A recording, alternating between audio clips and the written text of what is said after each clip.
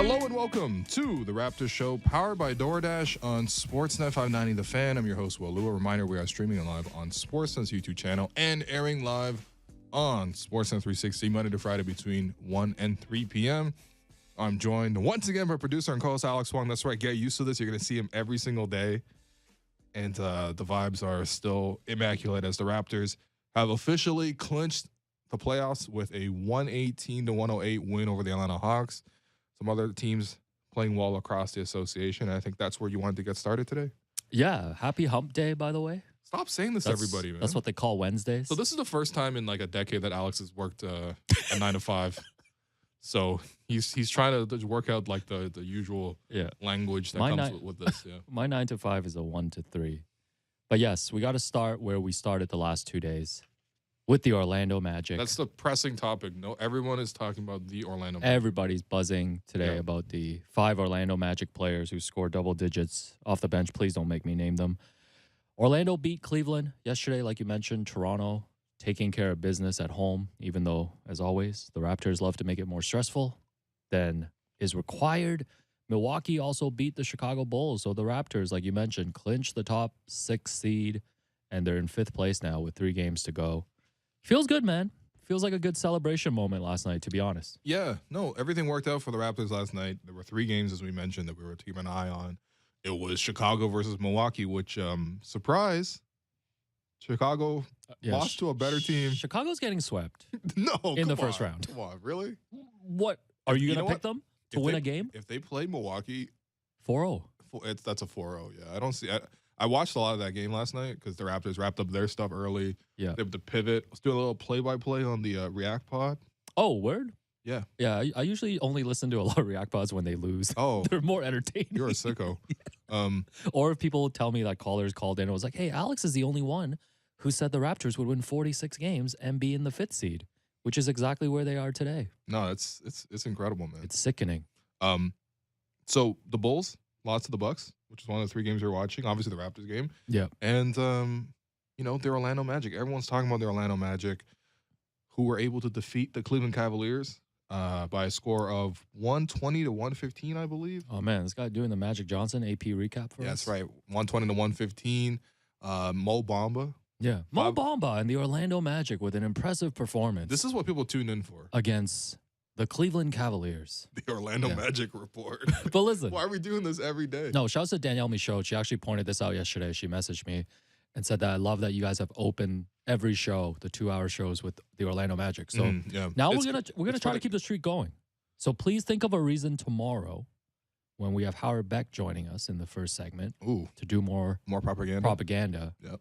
Find a way to work the Orlando Magic in, please. That's a challenge for you. Damn, that's gonna be tough. Yeah, just find a way. I will do it. Yeah, I will do it. And by the way, shout out to the Magic because obviously the Raptors' magic number heading into yesterday's slate of games was 2. They needed a loss to Cleveland and also a win for themselves to secure a top 6 spot, which they have absolutely done. Obviously, Raptors-Hawks, I thought the Raptors had a pretty good chance there. Hawks were red hot, by the way. Defensively, I thought the Raptors did a really good job. I was looking back at it. Atlanta was scoring like 130 points per game over their 5-game win streak coming in here. And so to hold them to 108 points is a really nice total, really reasonable. Trey's been scoring like 30-plus easily, 50% shooting easily. So for the Raptors to hold them to 26 points on 23 shots. Yes, he had 15 assists, was huge. But really, the game I was really hoping to come deliver for us was the Orlando Magic. And they got all 5 guys off the bench, double digits. Classic. And I'm going to ask you, who are those 5 players that came off the bench? Like I said, another impromptu quiz. Yeah, there's a guy named Zach Kennedy or something. Kennedy. Okay, that's pretty good, but it's Devin. Yeah, we're not doing Devin this. Kennedy. We're not doing this. Anyways. Come on, the Raptors just played them last week. You don't remember some of the guys? Tired of being quizzed. Just like a Disney enthusiast? No, man, I live one day at a time, man. I live a quarter mile at a time. There's the brother of one of the top 5 rookies of the year this year. I can't, man. Mo Wagner? Come on, man. I can't, man. Come on, man. Listen, I'm excited. Where rich people in New York go? No, what? RJ Hampton? Oh, come on, man. All right. No more play-in tournament updates. None. That is officially done. It's retired. Done. Yeah. No more Brooklyn Nets concern meter? Oh, yeah. The Brooklyn Paper Tigers? No more. Can't wait. Good luck to the Cavs. Good luck to the Hawks. Good luck to the Hornets. Good luck to the Nets. I'm excited to watch the play-in now. I can finally say this. Yeah, I'm so excited for these one-and-done games. I'm thrilled. You know, this RIP is a to the great Lakers. idea from Adam Silver. Yeah. Shows to Adam Silver. No, it's great. But listen, it's such an accomplishment. I think we'll talk a little bit more about the Hawks game. Yeah. But I think because they clinched this top 6 spot, I really just want to talk about this season, right? Like in terms of how far the Raptors have come. And I also want to talk about the Raptors as a model NBA franchise. Because I think so much talk a lot of times amongst the fan base, and maybe we get caught up in this too, because we talk about the team day to day, is the disrespect and the disregard that we get from, say, American media or other fan bases or the way that people look at the Raptors. And I just want to put the Raptors franchise today back in a proper context because we are talking about one of the best franchises of the past decade and a model franchise in this league. And we're obviously going to erase Tampa from any of this context. That didn't happen. The Raptors, as far as I'm concerned, have made the playoffs in Toronto 8 straight years. That's right. No, it's facts. Yeah. Yeah. And I don't think there's any other team in the East that can say that, actually. Yeah. So we need to get our crack statistician, that would be you, to look that up during the break. Okay. But yeah, so Nick Nurse yesterday after the win, talked about a few things post-game. Here's Nick when he was asked what he's most proud of about this Raptors team this season and what they've accomplished. Well, I think that, Doug, we come in, we're not quite sure what it looks like. We got an idea how we want to play and what we want to be like. And, you're just not sure. And we had some, I thought with Pascal not starting the season healthy and being able to play, and then OG going out early, I thought we kind of managed through that. But I think they've formed some kind of identity. It's a little quirky and a little different, but it's a hard playing, competitive identity, and they found a way to grind out enough wins to get them in this situation. So, I don't think they were picked to be here. So that's always a good accomplishment. Well, they were certainly not picked to be a top 6 team.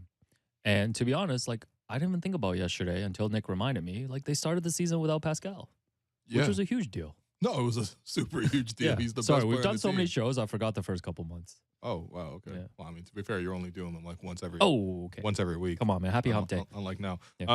Yeah. I mean, I think even dating back to media day, Nick was at the podium and people were asking about sort of expectations for the season. And one of the popular questions, especially in this media market, is, hey, a lot of the American media, has you at this rank. Do you feel like you're disrespected? And, I mean, there were a lot of questions about this team. And I think that it's okay to sort of feel skepticism at the start of the season because, you couldn't have necessarily predicted all of these things. Not everyone is Alex Wong in terms of how nobody is prescient they are. But That's right. Said Kawhi would stay. That too, yeah. He stayed in our hearts. Did he? Not mine. No, how did he not stay Shouts in to your Danny heart, man? Green. Stop talking about Kawhi. Live podcast Let's tonight. go one check it out. podcast without talking about Kawhi Okay. or the Orlando Magic. Quite frankly. No. We have to open every segment with both. Oh, okay. All right. That's our parlay. And the things that I've seen and heard in the radio booth. Come on, man. Peaceful night last night. Will was not at the arena. I chose to cover it from home because I had to wake up early in the morning to take my grandma to see the doctor. That's right. So every time you cover from home, that's when I rush to the arena. I'm like, it's a peaceful night. Yeah. By the way, the fire alarm went off yesterday pregame. No way. I was so shocked. No I was way. like 2 straight What is times. going on in this I was like, building, how is it man? that every time I'm so excited to have a peaceful night, the alarm the alarm was going off for about 5-10 minutes. Were they testing or something? Or I don't know, but there was another security guard who ran right past me. Are you in the serious? panic. Oh, Thankfully, nothing happened. But yes, you were making your point about the start of the season. They were being asked about expectations. And Nick was right? very adamant. He's like, we're going to be better than that. We're going to be better than whatever, 12th, 11th, 10th. And I think for a lot of people who weren't following the Raptors as closely, they looked at it like, okay, they won the championship and now they suck. It's a pretty normal trajectory for a lot of teams. You look at the Lakers, they won the championship, now they suck. You looked at the Warriors, they won the championship, then they sucked for a while. Yep. Now they're back to being pretty good. Cleveland, same kind of deal. They won the championship, they suck. So they were assuming it based on that. They were looking at which players do we recognize on the team? To be honest, we can have American media come up here, put them on the spot, and ask them about. It would be like me trying to name the Utah Orlando, Watanabe. the Orlando Magic roster. Yeah, they would struggle. But I mean, I think the other portion is they know certain stars. They look at it like, okay, this team has one star. so they'll win this many games. They have 2 stars, so they'll win this game. They have 3 stars, they'll win this many games. So you're saying a very basic way of looking very at the basic. teams. And they saw Kyle Lowry leave, and they're like, well, that's the 1 star we recognize from that team. So now that he's gone, that team's probably going to suck. And then the other thing is just in terms of like a lot of things broke right. Like Scotty Barnes being this good from start to finish. That's one of the main reasons why should be a leading candidate for Rookie of the Year, is that he's been good all year. Literally game 2 of the season, goes into Boston, puts up like 25, 12. Yep. And the end of that game, Boston fans were booing the Celtics off the court. Still a great win. Still We're a great drafting win. best regular season moments later this week, by the way. So I can't wait. Let's get ready. I can't wait. We got to do a weekly draft as well. That's also part of it. You know what? Our show is very formulaic, turns out. At some point, we're going to mention Asian Heritage Month. But yeah, Scotty, he broke out, and he's been great all year. He was great last night, 11 points in the 4th quarter. Gary has been really, really able to step his game up, especially at pivotal points in the season. I think back to that stretch in January where he had like 30 straight for 6 straight games, right? That was a key stretch there for the Raptors to win a bunch of games. You saw Pascal return to form. He's also taken a step forward. There was a lot of concerns about Pascal. I remember people kept saying, hey, what about this trade where we flipped him to Golden State for James Wiseman? For James Wiseman, who hasn't played all season. And you can have Andrew Wiggins. You can have Wiggins, and then maybe you can have Moody. I mean, like, and people were saying on the other side, like, no, we don't want that. Like, can you imagine if the Warriors had Pascal this year? They'd win the championship again. So there's that level. Obviously, Fred stepped up and did his thing. OG stepped up and did his thing. But I just think a lot of things broke right for the team. And then the rest of it was just like coaching on Nick Nurse's part. Like, he got guys to really buy into their roles, to improve what they do on the defensive end, to find that identity. Raptors haven't been a great defensive team all season, but post All-Star, they're top 5 in the league. We saw their defense come out tonight or last night and do a number on Atlanta, which 108 points is, I guess it's more of an average total in the modern NBA. But for Atlanta, that team has a lot of scores on that side. They really score well. Trae Young's one of the most gifted offensive players in the entire world. And the Raptors kind of handled it. And when the Raptors needed to get stops towards the end there, Atlanta couldn't get anything. Yeah, and we've seen this Couldn't even get shots off. Yeah, we've seen this over and over again in a lot of big games. Like, you remember the road trip when they had to win a close game in Phoenix, right? I can probably think of other examples as well. But, like, I think that stood out last night as well. It's interesting you mentioned the defense. This is one of the things. So Nick Nurse was asked after the game just to talk about how far this team has come since that terrible opening night loss to the Wizards. And here's what he had to say. Oh, man. That was a really bad game. That team wasn't quite ready for the season opener. Sorry, I was trying to think where you were going with that, and you nailed me with a that was a man. I remember sitting here that night saying we just didn't handle the moment and all that stuff, and we played pretty good and looked pretty interesting in the preseason and all that stuff, right?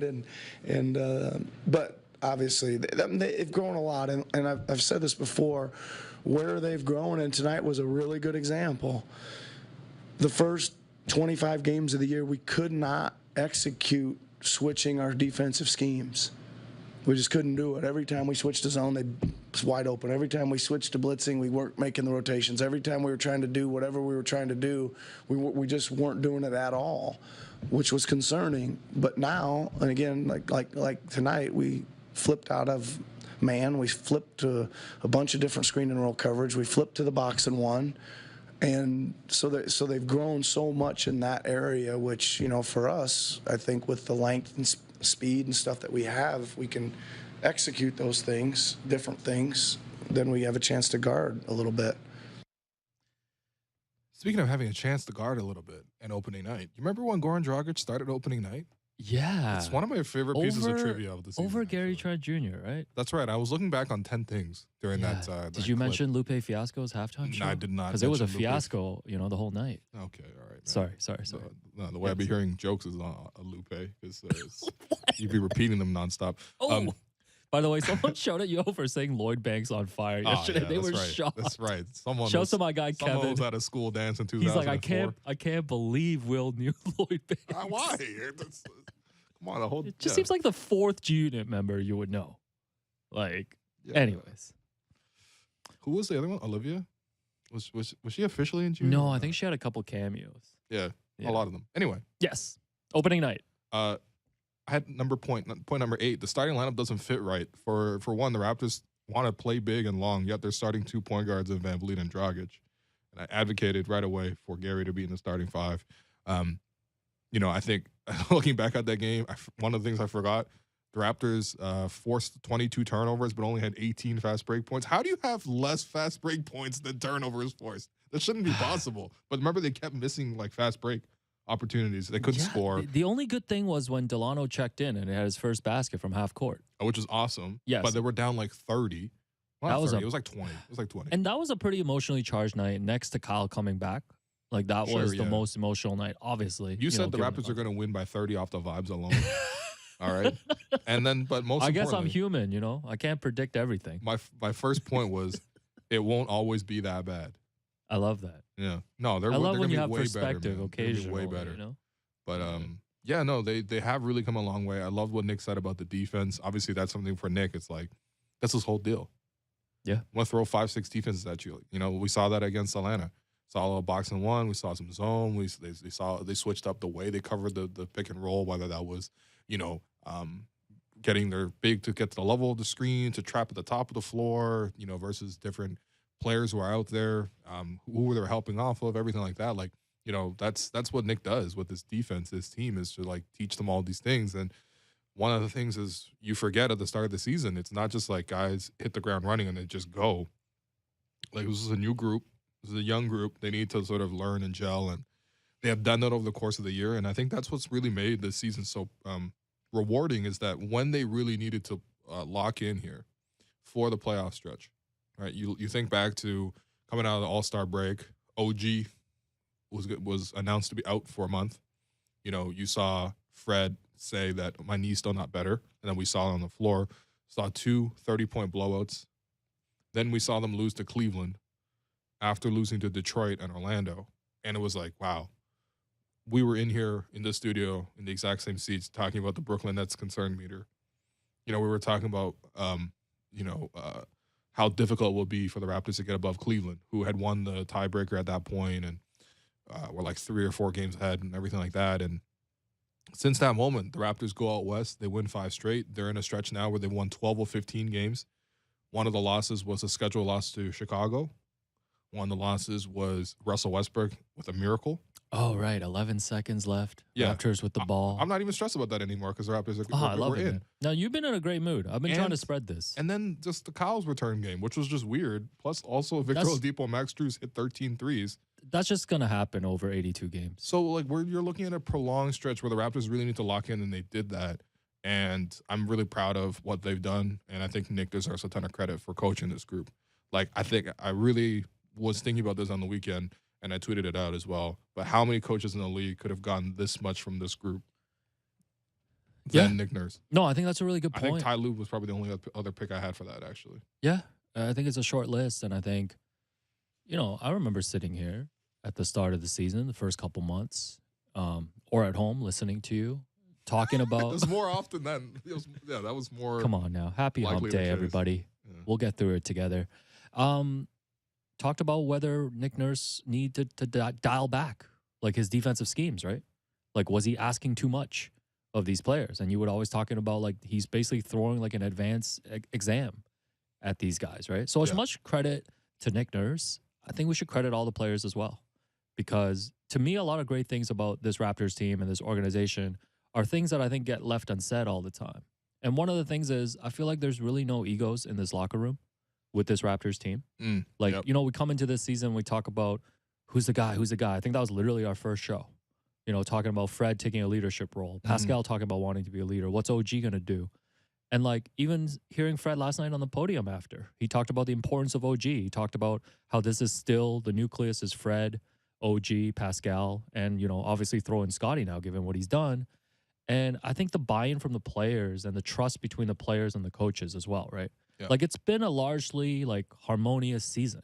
Yep. Like, last season was, setting aside, like, the couple, reports of Pascal and Nick Nurse, getting into by the way, it. that was extremely overblown. Yeah. Extremely overblown. Yeah. In fact, Nick and Pascal have a really tight relationship. Right. Dating back to when Nick was an assistant. Right. He was the guy vouching for. He was the guy vouching for Pascal when Dwayne Casey wanted him to just bring to just stand in the post. Yeah, and like He saw all this happen before. listen, Fred talked about it last night too. Like there was a lot of frustration last year, right? Just because of the circumstances. I mean, you got to go to Tampa. Can we just stop for a second and think back on how fake that Tampa season was? Yeah, let's go. Starting with, they're moving into a hotel ballroom. They're practicing in a ballroom. Remember? And there was the whole video of Masai being like, here's a lucky toonie. And he stuck it on the underside of the floorboard. And they had this family room of like photos for everybody. Yeah. Remember? Like a collage. Yeah. So that was fake. You had going to the draft. Remember, we were joking about, back on Running Back when we were at Yahoo, we were joking about, they should have some sort of like Toronto experience. Maybe show like a video of like what it would be like in Toronto, because they're holding workouts in Tampa, and typically what they would do was with prospects when they come in for draft workouts is, they'll take a couple of them out to dinner and get them to experience the city, and sort of, again, it's like you're pitching yourself in a way, right?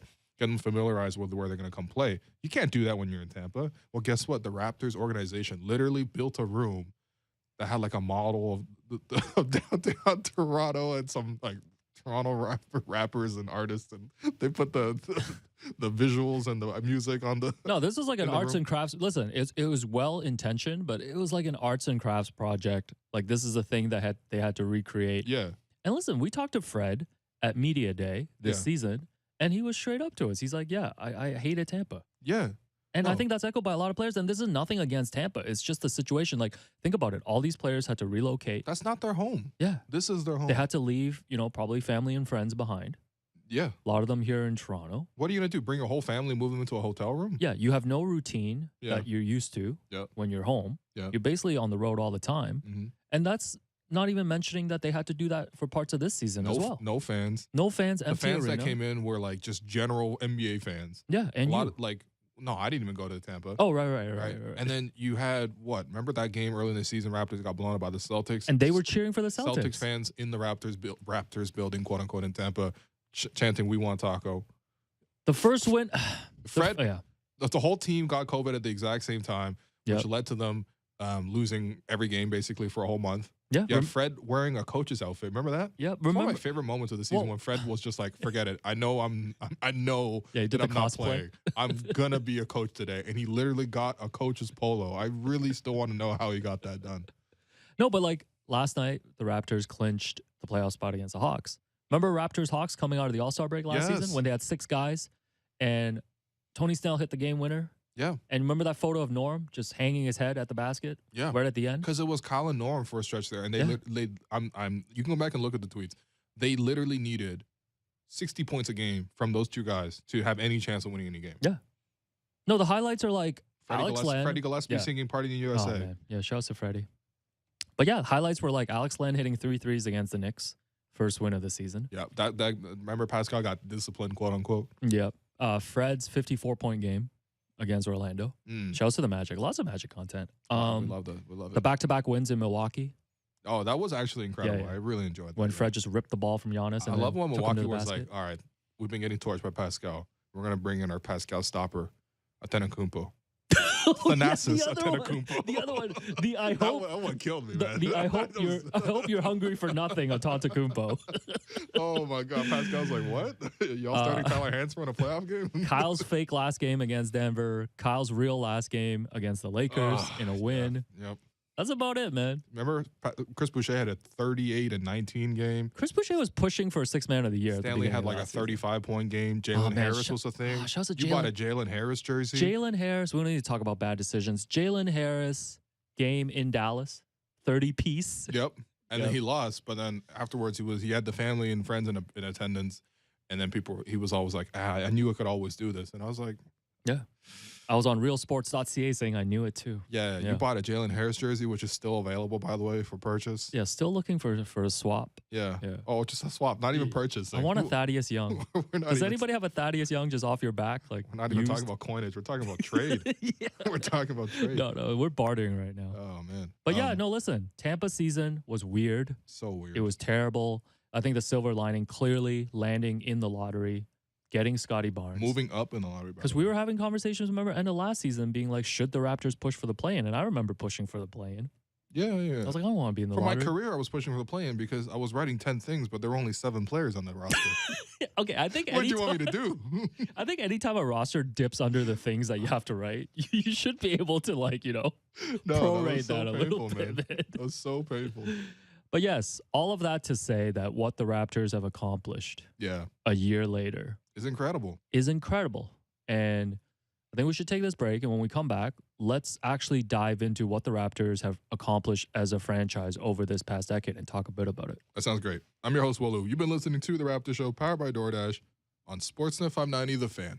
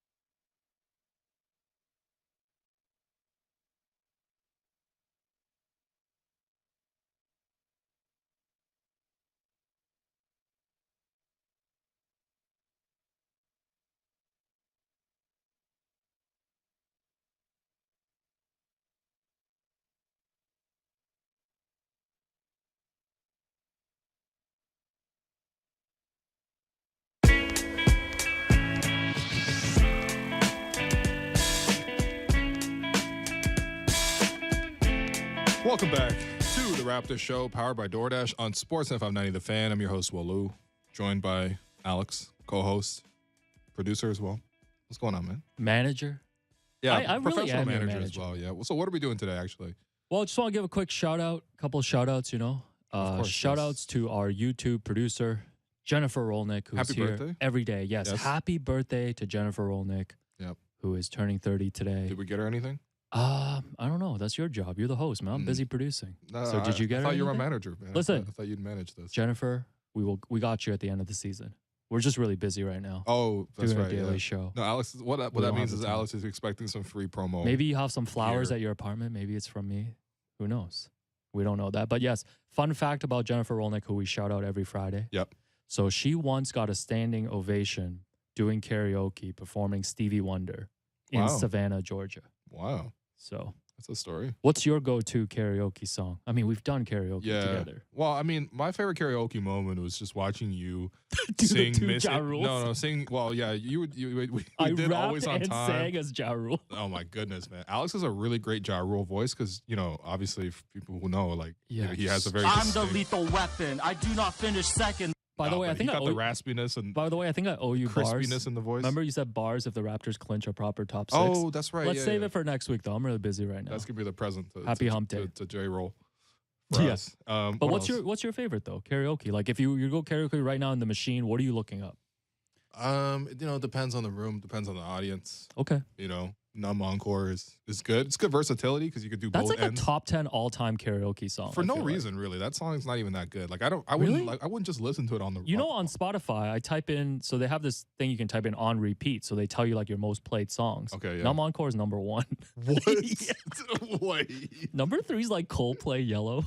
Yeah. What? The things I listen to pregame, man, pre-show to please. get myself hyped. What's going on? What music do you listen to get yourself hyped for this show? It's all the stuff Besides that. Hawks Raptors rewatch, No, which you were doing today. why would I not rewatch the game? It was a great game. Yeah. Yeah. You rewatch wins and losses though. Of course. You're Mr. Wins and Our lessons. whole job is to cover the team. Why don't- That's right. Yeah. Ours. Yeah. Ours. Our job. My favorite karaoke song. I mean, yeah, it depends. I mean, Numb Encore is one of them. I don't know, man. Something. I think Ja It's like a Rule's, Kings of Leon song. always easy. How about Maroon 5? No. Killers? No. Coldplay? You like Coldplay's- Coldplay. Yeah, I but know. Coldplay's not a like. What are you gonna go up there and be like? Jesse Reyes. We know you're a Jesse Reyes Yeah, stan. sure. Oh man, you know what? That's a good one actually. I've Yeah. never actually done that. So there we but, go. We should do that. Figures by Jesse Reyes would be a great karaoke song. Yeah, speaking of stands, if you want to the Willu stands out there, if you want to meet Willu in person tonight, he'll be hanging out. So Danny. How is it meeting me? Danny There's Green, literally Danny Green Harrison and also Chris Sanford. Boucher is apparently confirmed. So we have. Yeah, they're inside the green room is recording a live pod at Rec Room. So will be there, which means I'll be there. So if you see it does him, actually mean that. Though. if you see him and me, come up to me, pass me your phone, and the code word is Alouette. Just say Alouette, and we'll snap a photo. Okay, all right. So let's all meet Don't at do this. 7:45 Leave me alone. p.m. I'm a civilian. by the Papa Shot inside Rec Room. Yeah. But yes, I think Chris Boucher is going to be there. There's going to be a lot of cool guests and prizes. So Do you think Chris is gonna be annoyed that I'm at every single place that he's at now? I mean, Utah sees you every day, and he seems fine with it. What, they're not gonna get Utah on the program. Yeah. We are Gambu, aren't we? What? Derek, show us to Derek. By the way, the Kings of Leon song Pyro. Oh, Pyro by Kings okay. of Leon. Yeah, great song. Okay. But yes, no, if you guys want to grab tickets for this, still available. Check Mhm. out Danny and Harrison's Twitter. Want to give a shout out to Elaine Kwan as well. Ran into her at the arena. You don't know Elaine. I want you to meet Elaine. Okay. She was part of the original first year Raptors organization. Awesome. Yeah. She actually started selling season tickets and then became part of the community relations team. Mhm. And she is a daily Raptor Show listener. But I see another note in the chart here. Oh yeah, so she was like, before I knew you, Alex, I used to think you were pretty annoying when I used to watch you on YouTube with Will. And I was like, you know what? Probably get that a lot. It's Yeah, fine. that's fair. Now she's like, yeah, you're still annoying, but I get it now. But she That's- also, okay, here's that's what she fine. also says. She's like, the reason why I kept tuning in still is because every time you guys did talk about basketball, you guys knew what you were talking about. Okay. So I think that's a compliment for you. So Yeah, it's there we gotta go. be because you don't talk Speaking of- basketball. So but- shouts to Elaine, but you got to meet Elaine. Elaine's also been the MVP of helping me with my upcoming book about the first year of the Raptors. Awesome. Yeah. Prehistoric. Prehistoric. Yeah, 70,000 words into the It manuscript. wouldn't be the show if you didn't plug your books. Oh, yeah. It's Both been a past while. and present. It's been a while. People still buying cover stories? Still coming off the shelves? Yeah, cover stories flying off the shelves. Still. So make sure you check that out. Arena Food Report. Hit up Alouette again yesterday. By the way, lots of people have been asking how to get to Alouette because it is, I guess, kind of difficult to Who's find. lots of people? You? No, just 4 people in my mentions. Oh, okay. So I did actually film an entire video of how to get to Alouette yesterday. Wow. So go check that Community out service. on my Twitter account. Yeah, that is community service. It's true. That's amazing. Man. This is the volunteer work I should have done in high school Yeah. when I couldn't get into Waterloo because I didn't have enough extracurriculars. Anyways. Damn, you're the only Asian that can't get to So Waterloo. shouts to Vivek Jacob, though, for recommending the wedge salad. Yeah, it's either accounting or engineering. The Alouette wedge salad is amazing. It's so predictable. 9.3 out of 10. Really great salad, So- yeah. Really No, enjoy it's it. an amazing salad. They got a Cobb salad, too, if you go to the actual restaurant, you know. You don't Yeah. have to just only eat within the confines of the Scotiabank Arena. Like, Alouette has 2 establishments. No, my favorite restaurant is Scotiabank Arena at the moment. Okay. So, yeah, that's all I'm getting for the rest of the season, the wedge salad. Hopefully a sponsorship man. as well. Living holistically, you know? Yeah, I'm trying to be like you, man. Yeah. No, I've been saying this the last couple of days, but like legit, you're in a really good mood. I am in a great mood, actually, yeah. And it's good for 'Cause, me because I just, I follow your mood. Well, I also see in here that you really wanted to look at the Raptors as a model franchise.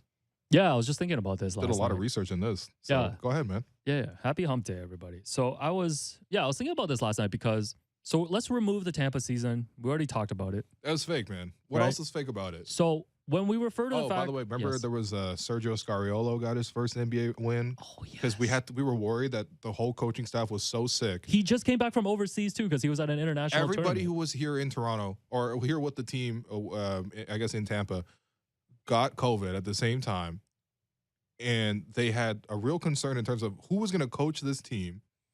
And it just so happened that Sergio Scariolo was in Poland at the time, helping Spain qualify for some sort of tournament. And he came back, and he literally got back to Tampa and got in his car and drove down to like Orlando or wherever they were playing to make sure he could get there in time for the win. And we were also concerned at that time because we were literally making jokes like Nick would have to coach the team through Zoom or something. Like they'd have to wheel in No, legit. Nick. That was And going to put- be the backup option. That was not going to be the backup option. We should also remember Gary's I think first. Fred would have just coached the team. Gary's first 10 days here was amazing. Gary's first 10 days, that's right. He The had game winner against the Wizards. Didn't he have a career high game He had against OKC? 42, I think, against Cleveland at some point. He had a huge game against OKC, I remember. He matched his previous career high. I think it was like 30. And then they said, "Hey, don't worry, man. We're going to get you signed." And Just, then, and sit then they away. told him to chill. Yeah, they We stowed were him getting away. excited for Rodney Hood. Remember, That's your right. sources around the league were telling you that don't sleep on Rodney Hood. Don't sleep on Rodney Hood. Yeah, And then, you know, he got injured. He got injured. yeah. Don't slander Rodney. Hey, real quick question. Where does Rodney Hood play right now? Rodney Hood is in China. Is he? No, he's not in China. I don't know, man. Last I saw him on the Bucks. Guangdong Tigers. No, he wasn't on the. No, yeah, he's on the Bucks. Beijing. He was on the Bucks, but now he's with the Clippers. the Shanghai. Oh, okay. Yeah. The Shanghai Clippers. The LA. I think he went in the LA Surge Clippers? trade. Oh, Oh, okay. yeah. Yeah. I But love anyway, these- you're talking about the Raptors as a model franchise. Yes. Last year was fake, so we're gonna. So throw last year that was out. fake. So when we say that the Raptors have made the playoffs for 8 straight seasons, that's what we mean. In Toronto. 8 straight, The 8 straight Toronto seasons in Toronto. Raptors The Toronto have Raptors, won 8 straight. starting in 2013-14. We remember that season, magical year, made it to the first round, F Brooklyn, and then Brooklyn said, well, eat this 7-game loss. But I was looking back Yep. at that playoff, just the East teams, right? So I was looking at the 8 teams, including the Raptors that were in the playoffs. Yep. And if you were, because sometimes ESPN and these places like to do future rankings or what Oh, team, yeah, what yeah. franchise would you love to have for the next 5 years, right? Mhm. If you went back and looked at that, the Raptors are clear cut the number 1 team out of that group. Because you look at the teams that are at the top at the time, Indiana and Miami. So this is 2014 playoffs. Yeah. Yes, 2014 playoffs. Indiana, obviously the Paul George, Roy Hibbert team. Yep. And they were the number 1 seed. They went to the conference finals that season, and they haven't won a playoff round since. They have Damn. not won a playoff Oh, that's right. round Yeah, since. because they kept losing the first round. That's why they fired Nate McMillan. Yes, and now they're currently to now not make the first round. and now they're currently rebuilding. The Miami Heat had LeBron at the time, LeBron, Wade, Bosh. Yep. Went to the finals that season, lost to the Spurs. That's when they broke up. We know we know what happened with the Cavs. They got the post LeBron rebuild. Yep. And now they're back. Chicago lost in the first round. They've won one playoff series since. The Wizards went to the second round that season. They've never been to the conference finals. Brooklyn lost in the second round, had to rebuild, got Katie and Kyrie, and now they're in the play-in. What, am I summarizing this wrong? And Kyrie and be in the play-in, man. Charlotte was the 7th seed that season. They lost in the first round. They haven't won a playoff series since 2002. Can I ask you, have the Charlotte Hornets ever not been the 7th seed? Have they been higher than the 7th seed? Not back since like Larry Johnson and like Alonzo Mourning and Muggsy Bogues. I saw that, Yeah. Atlanta Hawks lost in the first round, made 2 conference finals, including last year. Yeah. But none of these teams had a sustained level of success from that season on compared to the Raptors. No. Like 8 straight seasons, minus Tampa, of sustained success, have a championship, turn the roster over, made the right trades, kept the right young players, didn't give up Pascal, didn't give up OG in any of those trades, right? Transition from Fred to Kyle, transition from Dwayne Casey to Nick Nurse. Upgrade. The word is upgrade. The stability that Masai and Bobby have brought. Bit of a transition, too, from Masai to Bobby, right? Like, Bobby's clearly taken on more responsibilities. Oh, yeah. So when you talk about front office, when you talk about player development, when you talk about head coach, when you talk about roster building, Raptors 905. I feel like the value of the team has also like tripled. Value of the team. You know, the fan base is also like way bigger now. The fan base was already big before, but it's exploded. Listen, you can even look at like objective stats. Like you know, every team on Reddit has like a subreddit for like each like team specifically. There's like an NBA Reddit, but there's also like each team has a Reddit. I think the Raptors are like the 3rd biggest Reddit community for a team. You know, like there's just a huge amount of interest in the team. Yeah, and that's why there's interest in things like this show as well, right? And like all the work that you do. Again, as I always say, like I'm thankful to I was thinking our last careers. night, what if you were covering the Sacramento Kings? You would have quit. What would you be doing in Sacramento right now, honestly? You would have, even when the Raptors are having the best years, I've seen you very, passionate, frustrated at times. You would not have been able to handle doing the Sacramento Kings for an entire decade. React Pods.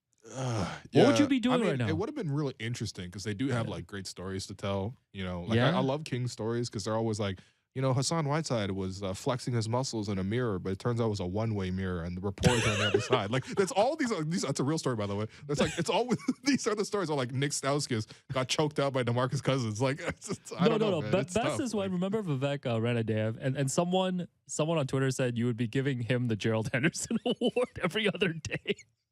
I don't even know why. Oh man! But like, remember when he wanted to play 5-on-4? He's like, you know what? He wanted to cherry pick my children's basketball rec league. We play 4-on-5 and we win consistently. And it's like, okay, man, what are we doing? I think you would be running your own bubble tea shop in Sacramento right now if you were there. You would not be covering basketball. Yeah, I probably would have changed careers. No, but the whole point is just like, I know you watched the Raptors obviously before this era, and a lot of listeners did too. Yeah. Like, it still blows me away to talk about the Toronto Raptors as a model NBA franchise. And they are. I know. They are. I know. So, especially for teams or for people who have watched this team, not even like from day one, because, you know, I'm not one of those people, but like, even from when I got in, like the season I got in was Raptors, or that was the year Vince Carter was trying to force his way out and everything like that. And he was like averaging half his number of points and rebounds. Remember what he was like averaging 14 with the Raptors. And then he went to New Jersey and averaged like 28. Yeah, I remember vividly. Yeah. So you're talking to John Thompson on TNT being like, yeah, I didn't really try at the end here. Okay, great. I love hearing that just out loud. But yeah, I mean, I think you have to be thankful for so many people, but I think ultimately it still comes back to Masai, man. I think he's just done such a good job in his time as an executive, by the way. So he got in 2010 with Denver, 53 wins, 50 wins. 38 and 28. So that season was a lockout shortened season, but you know, still a winning franchise there. 57 wins. Then he comes to Toronto, 48 wins right away, 49 wins, 56 wins, 51 wins, 59 wins, 58 wins with the championship, 53 wins in a shortened season of only 72 games. Then Tampa didn't really count because literally that doesn't count. The Raptors' top win score player from Tampa, Chris Boucher. Okay.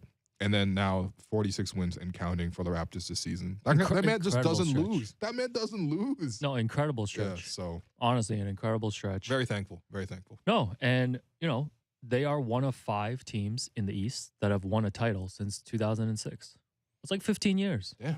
Miami won in 2006 with Shaq and D Wade. So it's basically just the Celtics, just LeBron, and Giannis. and us and Giannis. Yeah. Damn. Yeah. Like, I think, Wow. listen, I think, I don't know if insecure. I think a lot of times, we do take offense as a fan base to how people talk about this team and Sure. maybe take offense to how little they talk about this team. Yeah. But I think this just goes back to the Masai speeches of like, believe in yourself, believe in the city and all this stuff. It's like, we should just be proud of this Raptors franchise. Like, we shouldn't have to need validation. Like, the work speaks for itself. And then look at the work that Masai and this franchise has done in the past decade. I mean, I think this is a bigger conversation of like when you're so culturally adjacent to something as large as the United States, right? As Canada, you're obviously bordering. Most of the people live close to the border. The language is the same. So much of the media and the culture is all sort of blended together. You're always going to feel that sort of little brother feeling just because you just are in like, I guess, in life. But I think what the coolest thing about the Raptors is like forging the own identity. That's something that the We the North campaign really tapped into. That's why it really resonated with people. You saw the way the country was able to get behind the Raptors. Let's be real. How many times have the nation, just of Canada, just period, gotten behind a basketball team like that? I might just been one time. Yeah. Like, I don't know. I don't know. Like, I wasn't a fan of the team in 2000s when Vince was here. Was it like No. was it Canada's team at that point? Did people have Jurassic Parks in like 200 different cities and towns? I think the 2019 run for sure. That's the only time. It definitely dwarfs. And it hasn't happened for like the 2000s. Olympics or anything like that. No. So, the fact that the Raptors as a whole have built up the sport of basketball in Canada based on what they've done too is not to be overlooked. And, damn, feeling really good. Yeah, no, I just wanted Clinching to. the playoffs it feels great. No, I don't know. This is the most stress-free episode all season. Yeah, this is my favorite hump day of the year. So Yeah, it's great. No, I'm here to prop your mood up. Your mood is so good right now. Please, Raptors, win that game 1 of the playoffs. Let's get that road upset. Yeah. Well, I mean, you're also looking ahead to potentially which team you're going to play in. Right now, Boston, Milwaukee, and Philly all have the exact same record at the same time, right? I think Philly has lost a couple of the tiebreakers or anything like that. So they're 4, but they're all at 49 and 30. However, Boston and Milwaukee are scheduled to play each other, and the Raptors are scheduled to play Philly. So if the Raptors really want to dictate who they're going to play, they have a chance to. If they just go ahead and beat Philly, they got a really good shot at clinching that as the 4 or 5 series. Yeah, and we talked about this yesterday. Obviously, first round opponents with Blake. We'll have Amy Audibert and Vivek Jacob in the second hour. We'll run some of these things by them. The other thing I wanted to run by them, and I'll run by you first now, Sure. is talking about these remaining 3 games of the season. Clearly, they've clinched the top 6 seed. Fred had a huge 3-pointer there at the end yesterday to really put the game away late in the 4th, but looked like he was laboring a bit during the game. Yeah. And we've talked about concerns about his health, not sure what he's going to look like night to night. So here was Nick Nurse last night talking about how he will handle the rotations now that the Raptors have clinched a top 6 spot. Our producer Derek's going to get to it. He's multitasking. Yeah, so here's Fred VanVleet talking about. No, I haven't made a decision. I haven't even thought about it, to be honest. So I'm gonna come in tomorrow, get some treatment, and we'll probably talk a little bit and see what's the best approach going forward, and that'll be probably a group decision. So Nick too talked about how the focus is still going to be on winning the last 3 games, but obviously wants to get some of the guys the rest. Yeah. I think you're with him here in that there's still the 5th seed to play for. Between Toronto and Chicago, but that cannot be the priority these last 3 games. No, it can't be. I think when you're looking at the known injuries on the team, we know Gary had that toe issue for a while there. I still don't feel like Gary's 100%. So I wouldn't be surprised if Gary sat out. I wouldn't be surprised if Fred just sat out all 3 games. That's what I would like to see. He got the 3-point record. He played in the Kyle game, which was obviously big for him. And the whole team. He got the Raptors a top 6 spot. Yes. Which, by the way, we should also give him a lot of credit for. Like, I honestly, he hasn't been his best. We know that. Yesterday, 4 of 21 is not him at his best. But Can we just take like a second to just talk about how like him putting his body on the line to make sure that the team is good? He deserves a lot of praise for that. I respect that so much. The toughness that takes. You could see him wincing. Yeah, he talked so much after the game yesterday about how he wanted to fight through this stretch. Yeah. Because he recognized the week off and obviously the easier path to the proper playoffs. Yeah. To not have to go through the play-in. Yeah. And they've accomplished it. And like, I don't want to see sacrificing Fred. for the team. Yeah, That's I don't want to see Fred. I don't want to see Fred in his coach's uniform. Like, just send him home. No. Like, I want to see him in the coaching uniform. I don't want him at the arena. Like, Why? just He can let be at the him go arena. hang out with his family, practice next week, ramp up, fly to Philly, whatever, next Friday, play in game 1. Yeah. I mean, the other concern people might have is like, you know, the rest versus rust thing, right? Like, do you want to give him, if he doesn't play now until game 1, he essentially has 2 weeks off Yeah. from playing a game. Any concerns about that of just him not getting game action? I mean, what's going to happen? He's going to shoot for 21. Like, it's fine, man. I think that's he what I'm deserves saying. the rest there. Yeah. I think for the rest of the guys, though, Scotty still has maybe a few more statement games in him for Rookie of the Year. Okay, we're that. still making that push. We're still making that push. 19 Pascal, points, All 14 NBA. rebounds last night. Pascal had a huge game last night. Yep. 31 points, 13 rebounds, Man. 6 assists, 0 turnovers. He's playing incredible right now. He's so good He's right playing now, incredible man. right now. So I think they probably have like 1 or 2 more of these. Yep. Probably you rest them for New York. I think that's on the road. Yep. Do you need to even who are you sending to the New York Knicks game? Can we convert Justin Champagny? Too late. He's on a 2-way, so I think he still has game left. We could send Justin. Okay. He's from New York. Let's start Delano Banton and Malachi Flynn Okay. in the backcourt. Yep. Let's get Utah Watanabe, 40 minutes. Of course. Right. Shouts to Takashi. Although he's got a calf issue. And you know what quad we're issue or gonna something? you know what we're gonna wrap the season with? What? Svi, 7 of 11 from 3. Yes. That's exactly. You know what? You're That is the absolutely one right. thing we need to close the loop on. Yeah, more before the important than anything playoffs. else, more important than the playoff seeding. We need to finally get Svi Yep. and this 3-point streak Yes. of not hitting more than 2 threes in a Yes. game. Armani Brooks is going to be involved in that game. Oh yeah, 12 threes. Yep. Yep. So add it all up, the Raptors have about 175 points right Is now. Precious going? No. Oh, we're not even going. We're not No even saying Precious. Precious. Okay, all right. Start Kem. Yeah. Let's get Kem a couple more reps. No, Kem's a vet, man. He's not going. Oh, okay. Yeah. So that's it. Chris? No. Chris is a vet? Chris is a vet too. Damn, who are we sending to? We're to sending- New York. Let's sign Tremont Waters. No. man, Where's come Tremont on. Waters at? But no, I'm serious. They probably will sign a skeleton crew to New York at the end of the Well, season. I actually don't think a lot of guys are going to play against Houston either because Nick talked about how Philly and Houston's a back-to-back at home. So I would imagine they'll play maybe the full roster tomorrow without Fred. Skeleton roster for the last 2 games. Okay. And I think if anybody cares about the 5th seed, so like the Raptors are up a game right now with 3 to go. They don't have the tiebreaker against the Bulls. I still think the skeleton crew could beat Houston and the Knicks. I mean, Knicks, yeah. Houston they have a lot of scorers. But they don't Yeah, but play they don't win. fundamental basketball. Yeah, you're right. Yeah, you know they what you don't do? win, you're Press right. them 5 times.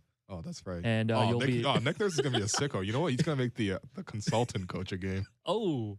right? You Yo, saw what- at the end of the end of the game there in the huddle. Yeah, you know what they should fly to New York? Me and you, man. Let me and you coach. No, Let me call a zone one time. I have things to do in Toronto.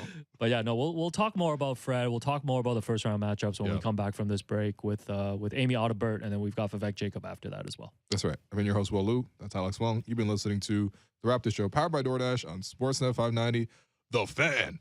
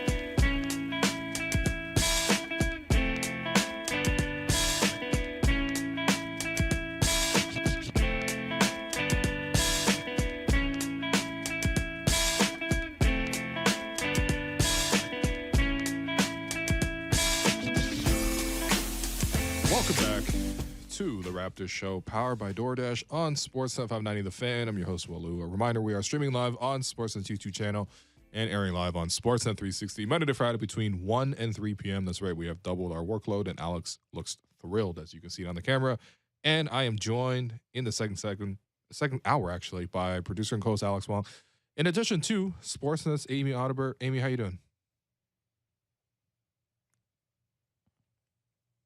Amy's gone missing again? Amy? We're watching producer Derek scramble behind the scenes. All right, we're going to get Amy on the line because... there she is. Amy, hey, guys. What's up? You got me? Yeah, what's good? I'm so happy to be talking to both of you and Alex because it's been a thing this season. But, hey, if you're working 5 days a week and you call me, the chances are pretty good that I'm going to be talking to you. How are you doing? That's right, Amy. And for people that don't know, I basically text Amy every day being like, are you available, Amy? We had to bump Amy on Monday because Danny Green wanted to call in. Okay. And then, we had a back and forth. We're still hoping to get Nick Nurse on the program, hopefully next week. So I was like, Amy, can you just keep like all your 1 to 3 p.m.s available this week? It's basically what I tell Amy all the time. It's because we love talking to you, Amy. And we love your insight. I say absolutely. Yeah. I cannot book anything 1 to 3 just in case Alex and Will want to talk. I tell everybody I have to leave it open. Yeah, there we go. That's what we mean when we say friend of the program. You know what I mean, Will? Yeah. Are we ready to who has the official global ambassador for the show right now? I can't remember. I think Faisal Kamisa still. But Faisal Kamisa, we can strip that. Let's strip that from Faisal right now. Let's do it. Yeah. No, listen, there's got to be I'm going to say it, room at the table for us all. I'm not trying to kick anybody out, but I can just, Don't worry, Amy. Alex will happily do it. Don't worry, Amy. You're not involved in this. You're absolved of any consequences that's going to come out of this. Okay. So do you want to do the honors, Will? We're giving Amy officially? Yes, absolutely. Okay. Amy, you are our new global Raptors Show ambassador. You know how Drake is already the global Raptors ambassador? Yeah. So you're the Raptors Show global ambassador. But you know what? It's only a few words of difference, and it's a high honor. Do I get knighted? Do I get knighted tonight at Scotiabank? Is there some pregame ceremony? Not that there's any other. I was shook because I was like, oh my God, is there another game tonight? What's going on, man? Amy, you want a tribute video? Amy wants a tribute video of her greatest hits. That's fine. We can get our producers to make a greatest hits of Amy Audibert on the Raptors Show. I'm sure Danny Green can just wait another year for his ring, right? Jeez. No, I don't mean that as a cut against him. I think it's pretty crazy that it's literally coming on 3 years of a championship, and he's going to get the ring. That was a joke. Yeah, no, this is our last bit of business. Once again, we are going to be seeing Danny Green at the Rec Room tonight. Get your tickets. Yes. See his Twitter page. But come see Will Lou. No, they're coming to see the NBA players, man. Jeez. No one's doing this. Anyway, so Amy, we have you on the line. This has been a really celebratory mood in the first hour here. We plan to continue that with you as well. And, I guess the only thing that's not fully celebratory, but something that we can have a conversation on is, do you think Fred should play again for the rest of the year in terms of just like the regular season? Because the Raptors have clinched that playoff spot, whether they're 6th or 5th. Right now they're in 6th, but obviously Chicago is also tight with them in the standings. But there's an opportunity to rest Fred here, and Fred, by his own admission, has not been 100%. So, Amy, before we get to all the praise for this team, just one little bit of business. What do you think we should do with Fred? Yeah, well, let me just obviously state I'm not Alex McKechnie and Scott McCullough, who are elite, the best in the league, and I'm not Fred VanVleet. So I'm not going to sit here and say he has to sit or he has to play. I think there's something to be said. Obviously, we all know the rest at this point, and especially with the season Fred's had, the minutes he's played, the amount of contact he always takes and doesn't get the call for when he's on the court. Yes, rest is very important for him. That being said, I think there's also something to be said about, we saw what happened, and this is not Fred, but the team after that All-Star break. You can't afford to have that couple games of gear up playing in the playoffs. Game 1, you've got to be sharp. So do I think they're going to pull the reins back quite a bit? In my own personal opinion, absolutely. Does that mean am I going to be surprised if we show up tomorrow night and they say Fred's going to take the next week off? I'm not going to be surprised, but at the same time, I wouldn't also be surprised if he gets out there a couple minutes here and there. But I would not be upset if he puts his feet up, because of all the guys that we've covered over the years. We know that Fred, at least head up, can transition from a week of rest to it's go time. He's a competitor when he's out there, and that's the one apprehension I would say if he does play. I don't think he doesn't take possessions off. He doesn't take reps off. And so maybe it's better just to say, like, we got there, man. Like, let's finish this off, and his health is the most important for everybody right now. Yeah, I agree. And listen, someone else who doesn't take any possessions off is Nick Nurse. Maybe we give Nick a rare coach's load management day, and we let Fred slide into that coaching role for a day. Because, look, listen, Raptors next to the end of the season, we were talking about this. It's on the road. The Raptors feel pretty secured in the playoffs and obviously don't want to risk any injuries. The roster that might be going to that final game is going to be very interesting. I remember one of the last games of the season a few years ago, Bruno Caboclo was in the starting group.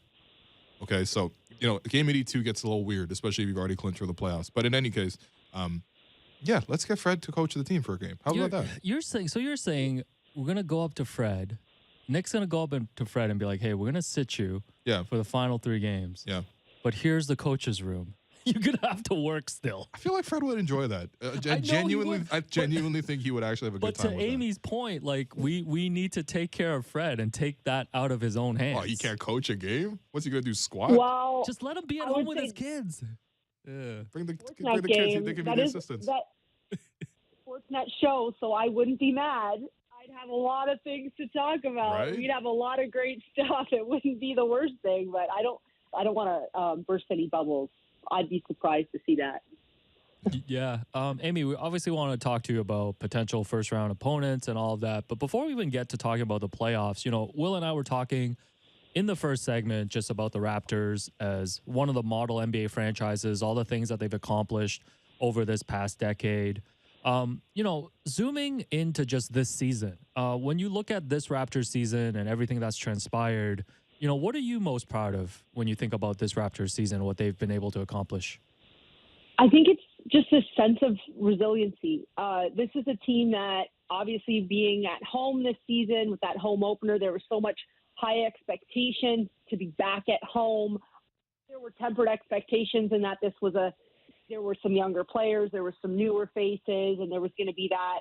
And then all of a sudden, numbers get really bad again. And the team gets hit, like every other team pretty much in the NBA, but all of a sudden, Toronto's playing in empty gyms again. Mm-hmm. And this was a team that I think was listen, there's no debate, the most affected last year with the relocation.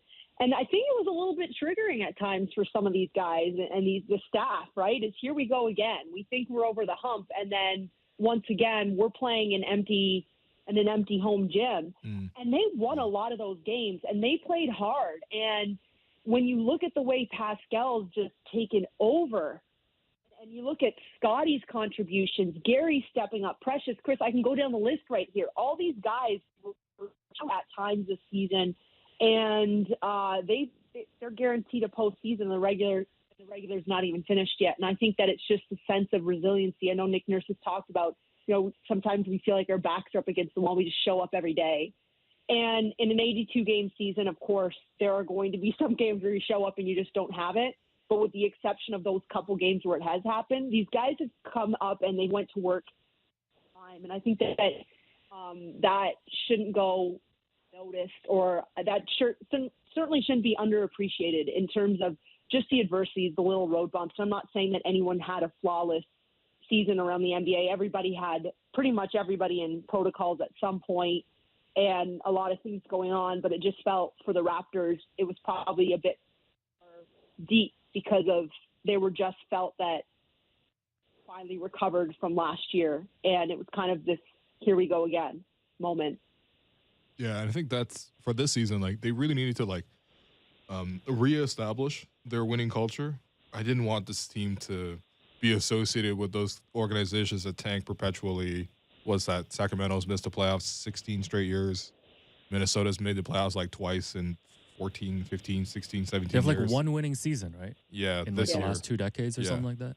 Kind of. So you just don't want to be associated with that group. And of course, the Raptors had to get into the lottery last year, and that was a smart decision. They got Scotty Barnes. Everything's worked out. But when you're in this league and you think about the reputations of the great franchises, like, of course, the Raptors still got a way to go to get to the great franchises. But over the last decade, as we already covered on the show earlier in the first hour, that is something that the team has been associated with, is the goal of winning. You could hear these star players talk about how hard it is to play against the Raptors defense and everything like that. And, you just want that kind of reputation to be upheld. You don't want to just be in this league to do whatever. Like, the Raptors aren't here to make money. The Raptors aren't here to, just make the playoffs. They're here building towards something. And right now we're seeing them put the pieces together, and it's been really fun to watch. So, I mean, looking ahead to the playoffs, Amy, and this is the question that I'm probably going to be asking every single person that comes on, but who is the team that you would like to see in round one, and who is the team that you definitely don't want to see in round one?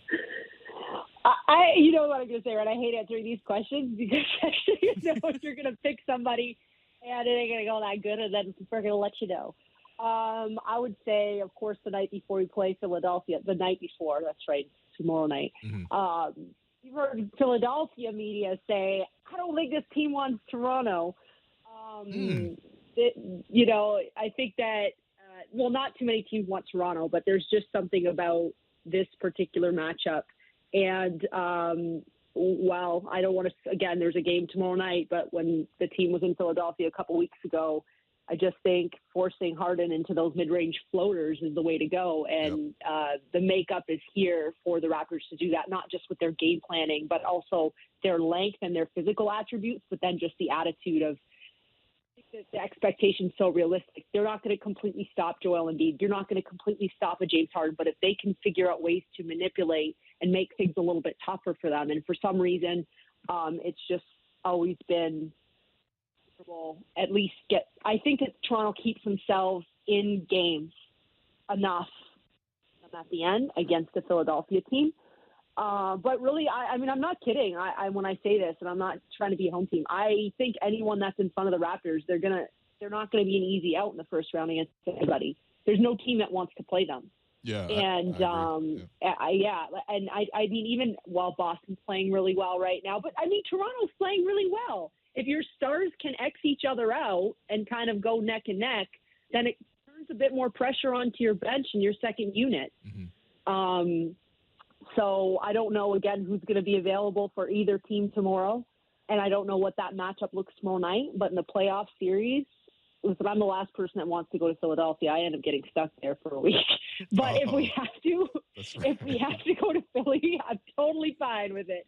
I know my way around the city pretty well. Yeah, actually, Amy, I know you had talked about, obviously, you tested positive recently and you were in Philadelphia. So you were there for like 2 weeks, right? Is that correct? Can I just say I got you guys on my TV and you guys are both laughing right now. So that's really nice. We're always laughing. We're just elated. The Raptors made the playoffs. It was an asymptomatic and but I was stuck in a hotel room that had a pretty good bird's eye view. So I literally just spent a whole week looking at the city. You were staring at the Rocky steps, right? And then you finally made it. Steps? Yeah. That's a great art museum. Oh yeah, well I didn't go inside. When I'm not that sophisticated. When I just wanted to climb like the Will, stairs. I was like, someone play the music. I'm gonna run up the stairs. And I got cleared to travel and everything. And I mean, none of this is taken lightly around the NBA. They monitor you. They don't want to put yourself or anyone else at risk, right. Of course. But I ended up, by the way the schedule worked out, by the time I could have got home, I would have basically gotten on the plane and flew down to Orlando anyways. So I ended up meeting the team in Orlando. So basically I was gone the entire month of March because we were on the West Coast 2-week swing, came home, had the overtime game against the Lakers, left for Philadelphia the next day. So I got to watch a lot of basketball and the guys were playing really good. So you look forward to it when you're stuck in a room all day. You think you look forward to games now? Wait until you're stuck in a room all day. Yeah, but it all worked out. That's tough. Yeah, March 20th, 2022, Raptors defeating the Philadelphia 76ers 93-88. I was actually thinking about this game that's going to come up on Thursday. Amy, like from a coaching perspective, do you think Doc Rivers and Nick Nurse might sort of hide and underplay their hands, considering that this is a potential playoff series? And yeah, it wouldn't surprise me at all. And I mean, a potential playoff series next week with, and you don't, knock on wood, you don't foresee any major injuries or guys out, right? So Right.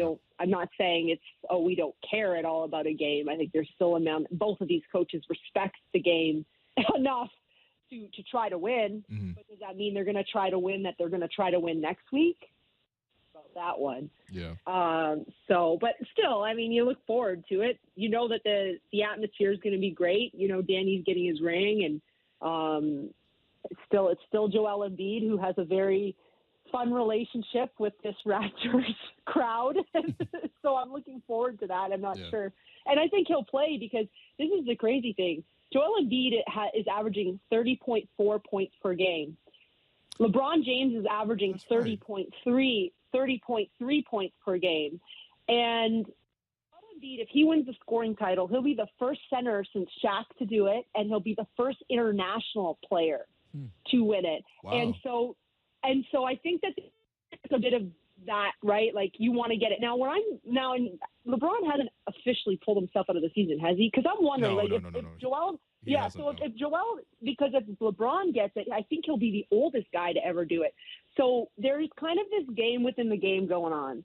And I don't think that concerns the Raptors as much, but it certainly is a great storyline, because I think if Joel shows up tomorrow and, you know, for whatever reason drops 15 points or plays or doesn't play, then, like, does LeBron check in?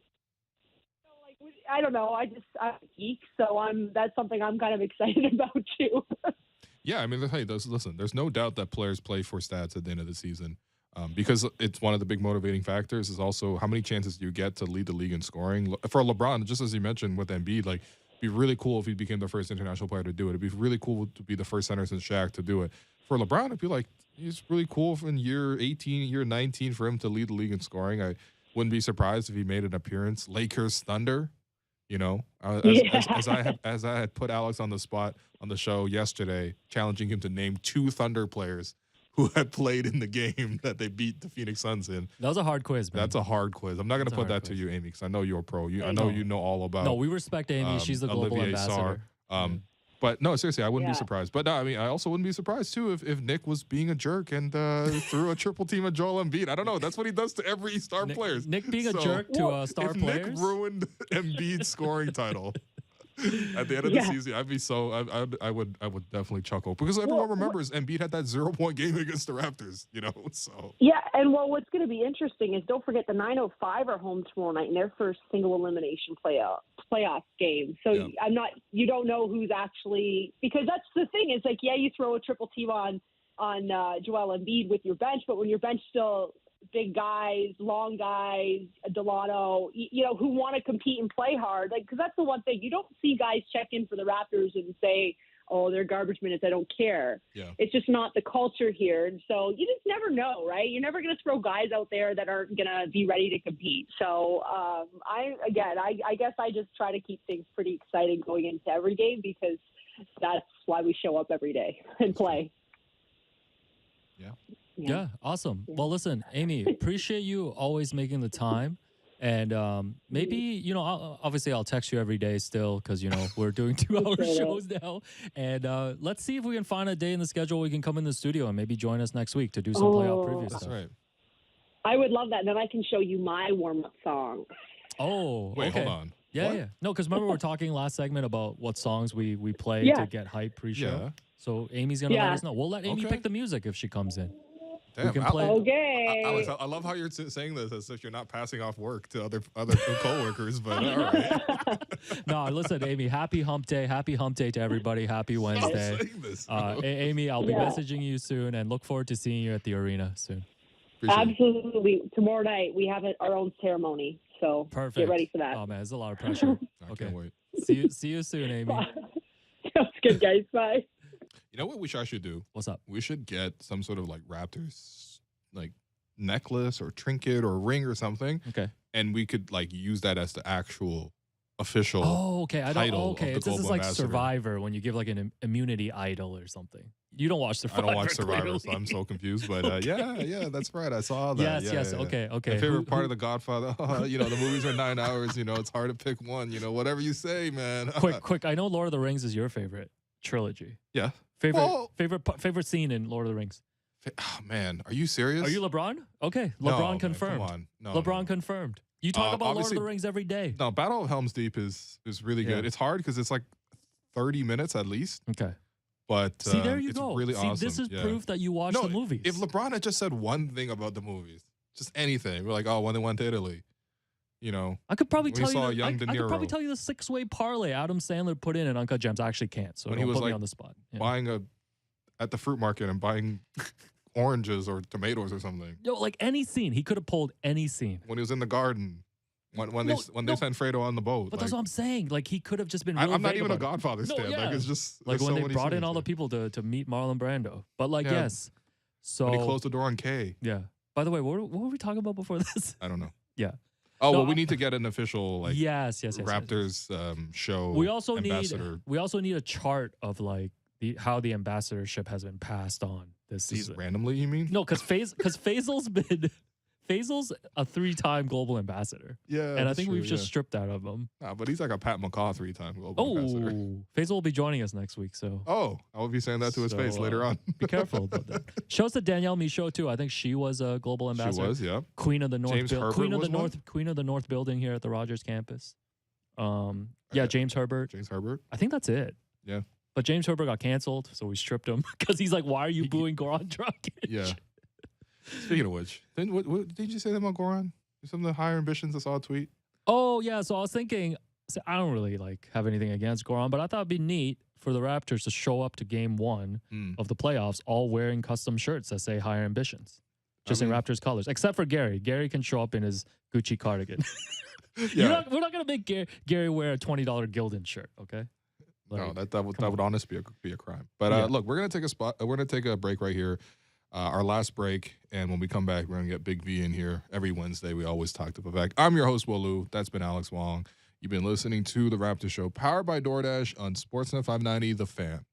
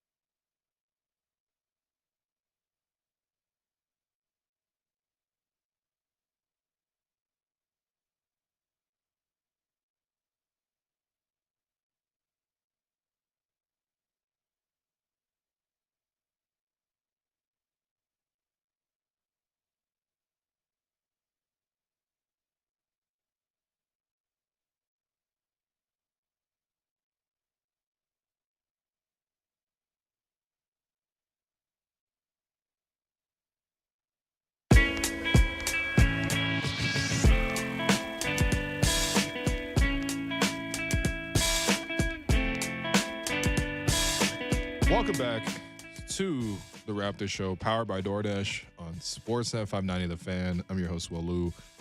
I continue to be joined by producer and co-host Alex Wong on hour 6 of the week. Yeah, we're almost over the hump. You are over the hump, actually. Yeah. And we are joined also by Vivek Jacob of Raptors.com. Big V, what's going on? Nothing much. Eagerly awaiting some Champions League action. I'm sure course. Alex can't wait to talk about it. Please, V. Yeah. Please. I spent too much time with V this week. I was in the radio booth with Vivek Jacob yesterday. So how was that? So I wasn't there yesterday. As I mentioned, I needed to, because I live fairly far from the arena, so I just needed to minimize my travel time, blah, blah, blah, blah, blah. I need to wake up early in the morning, take my grandma to the doctor, everything like that. But how was the arena without me? Yeah, I'll speak for you, V. It was a great time. And as I told Vivek, at the game yesterday, very quiet first quarter. No silent. No criticism of the Raptors schemes 3 possessions in. You guys just sat there and ate your food? Yeah, we just had a good time. Me and V coming up with nicknames for each other. And what you got, man? No, we can't talk about that stuff on what? air. There was one that you said that was okay. I don't think any of them are. Muscala? No, we can't do that. So, Okay. anyways, Yeah. yeah, We're going to leave that alone. Yeah, V, just let me speak for the both of us, okay? I'm your spokesperson. But yes, watching a game with Vivek is very chill, very positive. Okay, so what are the big differences? I don't want to call you negative, though. I think you're just more intense. You live possession by possession. Yeah. I live game by game, and V's more like quarter by quarter. So the intensity is a little bit like, That's a good analogy. Yeah, man. but like I like sitting there with Vivek in the fourth because it always feels like things are going to go well.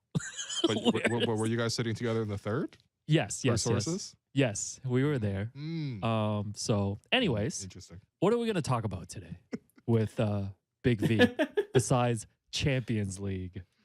Hey, man, you have a great game between Chelsea and Real Madrid. You're not going to be watching? I could probably name more Chelsea players than OKC Oh, players. you know what? That's a great game. Vivek, let's do this. Let's put this question on. Is that the All media time. voucher game? All-time players, today? though. No. Did you prep a media voucher game for me? Wait, it can't be all-time I OKC did. players because you could probably name No, like I mean 10 all-time Chelsea players. versus current OKC Thunder Yeah. players.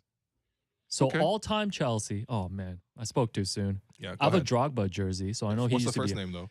Didier. Good. Drogba. Good. Yeah, the legend. Yep. Yeah, the legend. Well done. That's Well actually done. all I have.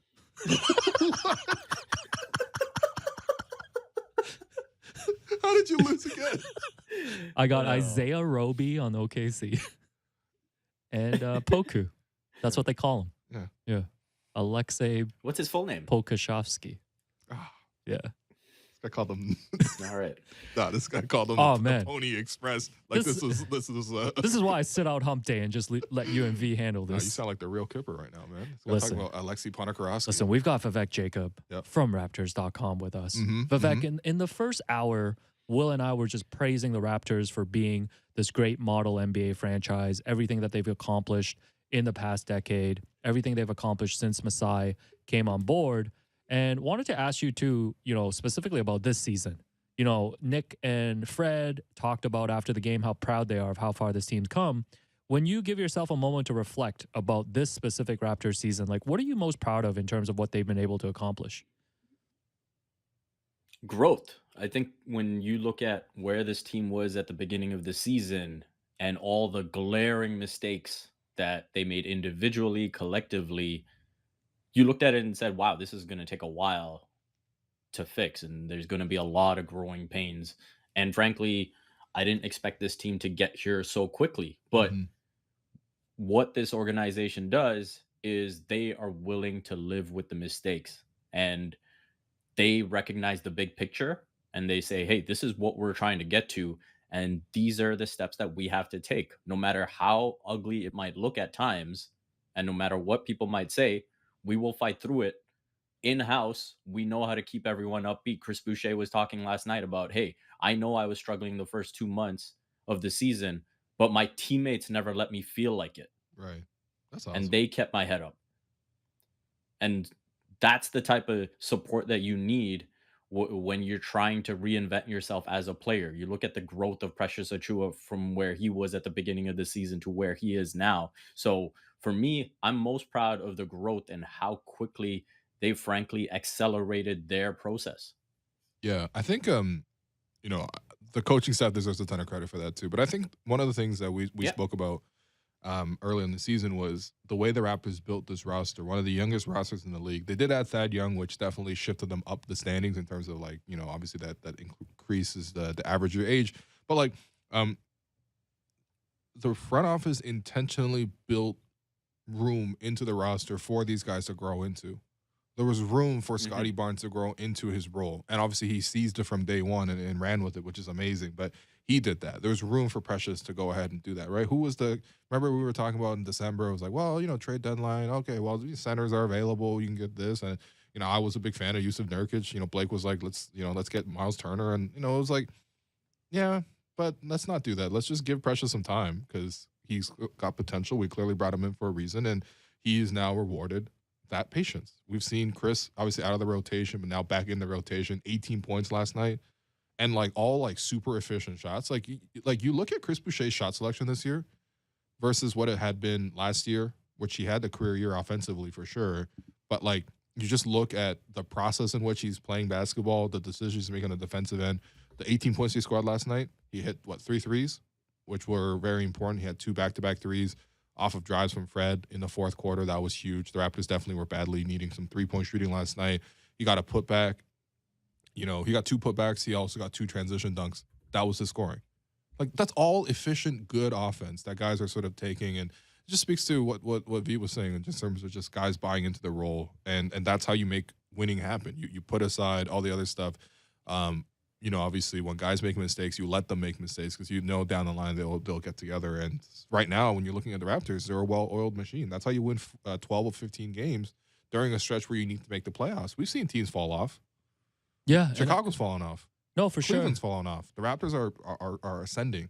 No, they're trending up at the right time. And I think another thing that V mentioned that's a really good point is the front office and this franchise having really the conviction of knowing exactly what they wanted to do with this roster, right? There's obviously a lot of criticism, maybe not a lot of criticism, but eyebrows were raised in terms of how they wanted to build this team, right? The Vision 6-9 and having all these guys, play this particular role, the positionless, not going with, a traditional center and all of this stuff. And by all accounts, a lot of that has paid off for them. And it's paid off for them and given them the room going into this offseason to tinker with. What do you want to do with this roster? Because you mentioned yesterday, Will, that this entire roster essentially is coming back next season. Obviously barring trades that might happen, but there's no huge free agent, amongst the core group. You mentioned Thaddeus Young and Chris Boucher.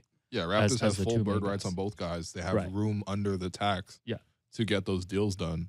Yeah, so they've set themselves up really nice in terms of, number one, having the internal improvement that they can bet on going into the next season with Scotty at the forefront of that, and then maybe being able to maneuver. Because even looking at someone like an Armani Brooks, I don't know how much he's going to factor into the long-term future of this team, but I think even adding some shooters or a different kind of player around these guys, right, is going to be really beneficial.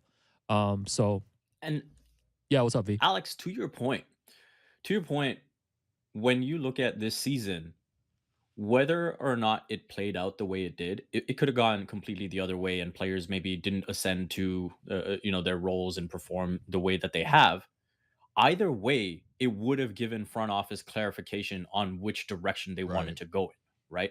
If you have players, looking over their shoulder, everyone's sort of getting 20 minutes a game, whatever it is, and you don't really find out everything that you need to, then you're still in this place of uncertainty. And so I think from that standpoint as well, for the front office going forward, they know exactly what needs to be addressed. Yeah, and I think the playoffs are going to be a big test there, too. That's what I was going to say. I think the playoffs is going to let the front office see, what this team can do in that environment. Well, that's something that Masai and Bobby, during their tenure here, have done a really good job of. Is they evaluate you based on the season, but their ultimate goal is to win. Every single time Masai talks, he's going to say win 18 times. We need a Masai presser before the playoffs, by the way. I'm demanding one before game one. So. Okay, maybe he does it at Jurassic Park. Maybe you and I host a pregame there. Oh yeah. Let's just another 2 hours. You, actually, that's like a weekend, man. Why are you just always afraid of work? Can I just hang out with Vivek? Please? Yeah, you can hang out with Vivek. We'll have Vivek come through.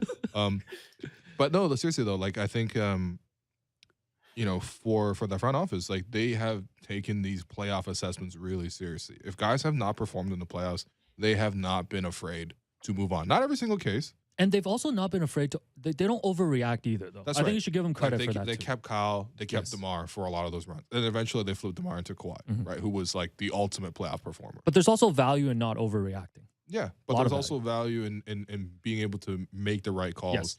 They saw Lou Williams in that Wizards series and was like, we're not going to win playing this way. So he won 6th Man of the Year. They didn't even call him. Yeah. Danny Green. Yeah. Didn't perform that much for the Raptors in the 2019 playoffs. They ultimately chose to let him go. Right. So there's other examples that of this team sort of just evaluating based on how they do in the playoffs. And Vivek, like when you're looking ahead to the playoffs, right? This is the question we're going to ask literally everybody. You'll probably come on the show next week. We'll ask you again. But is there a team that you don't want to see? Is there a team that you do want to see in this first round matchup? My most preferred option would be Philly. That's right. Doc Rivers is going to Raptors. clip. So Doc this Rivers seems is unanimous. Everyone just wants to see Philly, huh? So remember a couple of years ago, I think when Doc Rivers was on the Clippers, and I think they upset someone, and he's like, I put on the bulletin board all the ESPN people who like didn't pick the Clippers in the playoffs. Doc is going to play every clip of the Raptors show because every day we've been like, bring us Doc Rivers. So is he going to like transcribe and print it out? Yeah. He's going to put it on an iPad or something? Yeah, DeAndre Jordan, he's going to play some clips from. Mostly you. Come on, man. You don't want the Sixers? I don't really want any of these three teams. I actually don't want. But if you had to pick, okay, let's let V give his response. So I think that's one thing.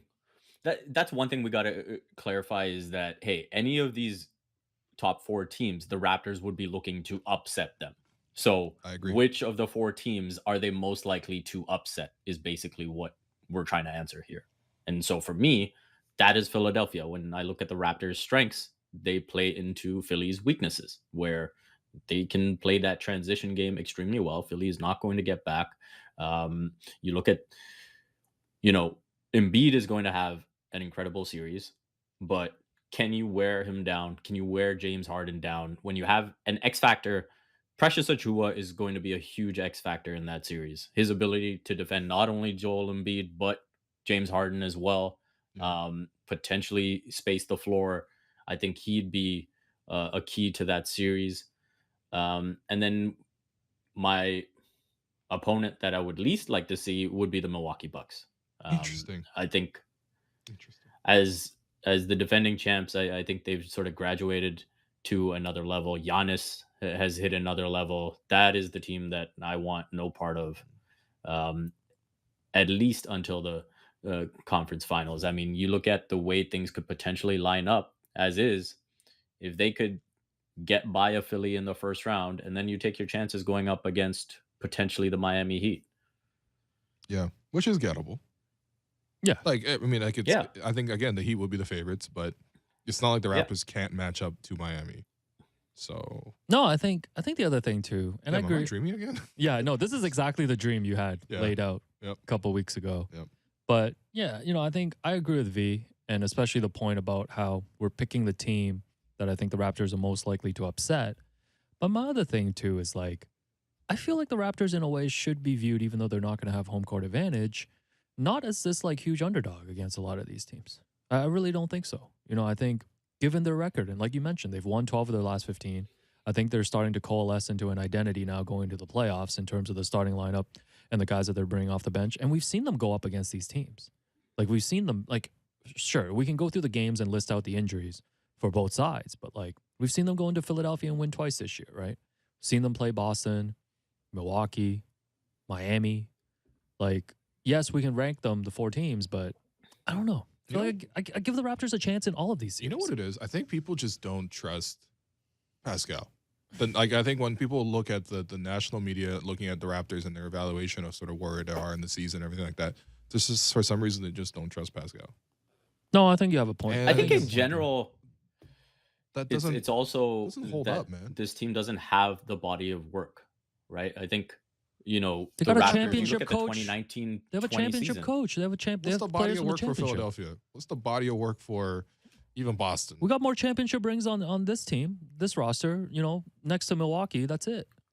Who on Miami? Those are has the rings? facts, but people Kyle Lowry? don't look at that. That's it. Spoelstra. People on the other side of the border, they look at it and say, oh, they lost when they looked at the 2019-20 season, the Raptors didn't get the respect that they deserved because they lost Kawhi Leonard. Now they look at this team having lost Kyle Lowry and all the other pieces, and they say, okay, this is Yeah, still a team that's trying to figure things out. And so I think that's where the Raptors don't get the credit that they deserve. I mean, that's true. I talked about growth. Through the first 31 games of the season, the Raptors were 14-17, and their defense ranked 22nd, and they were dead Wow. last in defensive rebounding. Wow. Yep. Over the last 48 games, they have the fifth best record in the league at 32-16. They have the fifth best defense. Their defensive rebounding, which we thought at the beginning of the season had no real shot at improving, is now pretty much up to league average. Mm-hmm. And so I think that is the basis for which you can see this team being successful in the postseason. You look at the road wins that they've had and the way that they've closed out games. Offensively, they hunt mismatches and they come at you. Yep. And I think that's something that is better conditioned to succeed in the playoffs than, just trying to run a screen and roll every time. Yeah. And by the way, shout out to Real Jam.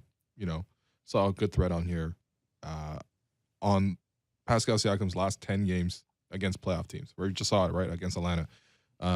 31, 13, and 6 against Atlanta.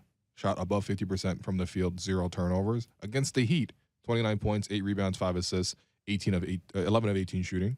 This is the game that they lost to Kyle. Against the Timberwolves, triple-double, 12 points, 10 rebounds, 13 assists. Against the Celtics, 40 points, 13 rebounds, and assists. Against the Cavaliers, must-win game to move up in the standings, 36 points, 5 rebounds, 6 assists.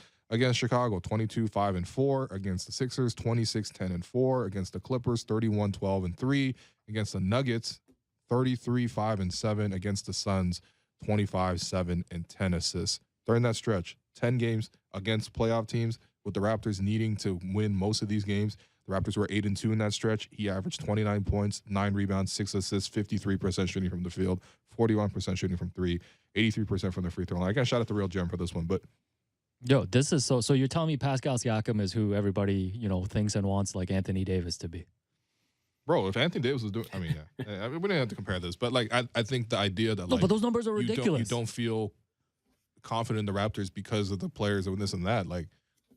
I mean, what else do you expect? I mean, that's him doing it against top teams. I remember even going back to like 2019, 2020, the championship defense season when Pascal was younger and everything like that and less experienced. Like, there was that trend of like, okay, his stats against plus 100 teams or whatever.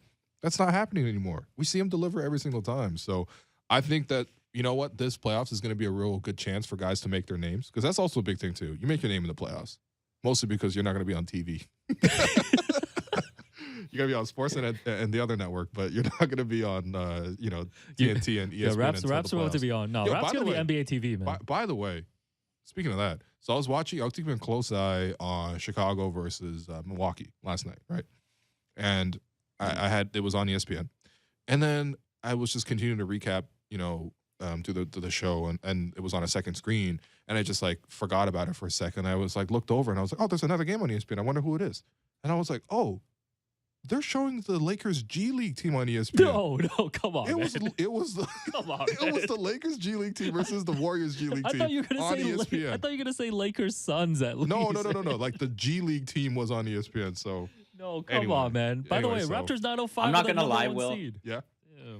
Will, when I saw you tweet that, I thought you were just making a joke about the No, I Lakers. wasn't. I was so shocked. Holy. Anyways, no, those numbers that you just read off for Pascal, they're ridiculous. Yeah. They are like actually ridiculous. I think that's one of the other things we were talking about yesterday with Blake is kind of just ranking the players on the Raptors that we trust the most going into the playoffs. And, specifically with Pascal, I think we just came to the conclusion that, hey, listen, we know what happened in the bubble against Boston, but if you haven't been following what Pascal has been doing this season, and, especially now that Will's read off these stats against these playoff teams, like I think we're all in agreement that his performance or his style of play now is pretty playoff proof. How do you feel about Pascal going into the playoffs? I feel really good about Pascal. I'm excited to see him. And honestly, like, I know we look at the bubble and his struggles and everything, but the external variables that played into that, like this guy was stuck at his condo unable to practice, do anything. He tried to get a visa and go to the US so that he could actually do something, but he couldn't. And then he had to show up and play for the Raptors and do whatever he could. And unfortunately, that was the situation, and he struggled with it. But he was also still so good defensively that you couldn't really take him off the floor. So let's not forget about that. And so I think this is someone who doesn't shy away from the moment. We saw that in the 2018-19 championship season. I don't know why we need to let the bubble sort of erase that memory. And so I'm very excited for him. I can't wait to see him in the postseason. And I'm sure he's been waiting for this moment more than anyone. Yeah. Because no, it's redemption. He's seen everything. Yeah. Yeah. And, we've listed the order of preference in terms of teams that we want to see. But, I'm sure on some level he wouldn't mind seeing Boston. Yeah, we're saying no to Boston because it's two toxic fan bases clashing. Trying to avoid Speaking that. of toxic fan bases, I'm looking in the YouTube chat right now. Someone says, what did Pascal do once they put Hunter on him last night? 2 points in the fourth quarter. I'm sorry. If you thought Pascal's fourth quarter performance was bad, you don't know basketball. The way they were triple teaming him, the way he was setting up open threes, I mean, come on. See that pass he made to Fred to clinch? You know how petty people are, though? You see, I mean, even people within the fan base are petty towards Pascal. So I think this is going to be a really, really great opportunity for him. I can't wait. I can't wait. I'm really hyped. But I think there's one last thing that we wanted to get to, actually. Oh, we're at that part? Are we? I don't know. You're the point guard. I don't know why I'm taking over the offense. Yeah, I'm Peyton Pritchard. V, did you prepare a quiz for me? I did. Oh, okay. So here's the context. So yesterday, Will put me on the spot on the show. Yeah. Said name more than one OKC player. Hey, by the way, can you name 3 OKC players now? I cannot, even though we went through their roster right before the game. Who's the guy who shoots the hook shots? Did I pronounce his name right? Anyways, they won they won again, by the way. Yes, they beat the Portland Trail Blazers. It's Xavier Simpson, the 6-foot point guard who has a sky hook with both the left and the right hand. Please look up Xavier. Jumping off the wrong foot. Please look him up. Look him up. His highlight reel is great. Will was like, you got to check out this highlight reel. I was like, why? And then I saw it. This man is 6 foot and he's just shooting Kareem hooks. Yeah, it looks incredible. Yeah, this is actually what we need Fred to do for the next 10 days. I'm not even joking. Like, I think if Fred could hit a sky hook like this, obviously the finishing, the trapping, and the link, but whatever. Okay, so V's gonna give me a quiz. Yeah. Okay, Will, you're here to support me as my lifeline. I'm here to finance the quiz. You're here to finance it because we're not gonna make Vivek put up his media voucher because he is very gracious with his time. So if I get whatever this quiz is right, I get your voucher. And if you get it wrong, do I get the voucher? If I get it wrong, nothing happens. Yeah. Okay. It's hump day. Stop saying that. So, Vivek Jacob. I know you're going to name the podcast this too. Oh, good call. Vivek Jacob, what is your quiz for me? So, sticking, you guys talked about OKC players, sticking with the theme of G League players. And also, since we were going back and forth about my heritage yesterday, can you name at least 2 players of Indian origin who played in the G League? Oh my God. Wow. Sim Bular. Can you tell me yes or no? Yeah. Was it Mississauga's finest or Brampton's finest? I forget which one. I don't know. Oh my God, this is. I mean, he played for the 905. Okay, so Sim Bular. We can call him Mississauga's finest. Okay. Yeah. Any help from you here, William? Yeah, he played for the Dallas organization, I'm pretty sure. I know who it is too. I can picture him, but I can't think of the name. I'm gonna look it up myself just to make sure. V, do you have a Netflix documentary? That's not helping, man. I'm Apple Plus. Shouts to Severance, my favorite show.